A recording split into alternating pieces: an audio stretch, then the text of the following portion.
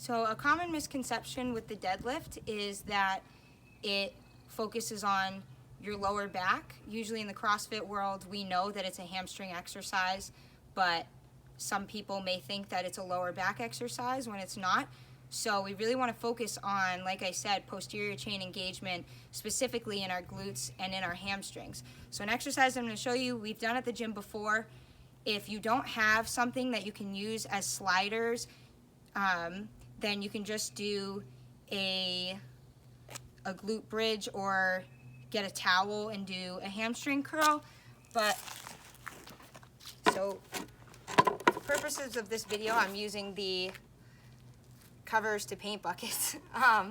So what you're gonna do is your back fully on the ground, engaging your core, rib cage tucked under, and your heels are going to be on the top of the sliders, feet and toes pointed in the air.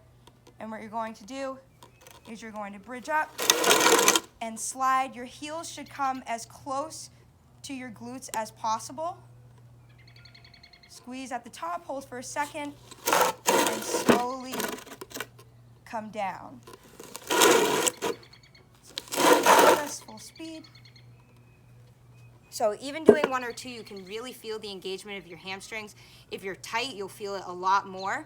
But this is really making sure that that hamstring complex is engaged. You can do this anytime before you're going to deadlift, before you're going to do a clean, anything with pulling the barbell off of the ground. This is a really great exercise to help engage that hamstring complex. Next exercise that we're going to go over that can be used for strength, not as just a mobility piece that we do in class, is the good mornings.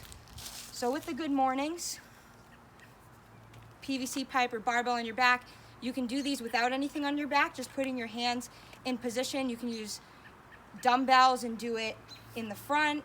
You can use a towel. It really doesn't matter. They don't have to be weighted, but you can use them for strength. So PVC pipe on the back. Feet are roughly hip width apart. You're gonna have a slight break in the knees and pushing your hips back as far as you can, coming down to approximately parallel position, or as far as, like I've said, mobility allows, and you really feel that hamstring engagement. What we wanna focus is on not lifting your toes and really focus on pushing your big toe into the floor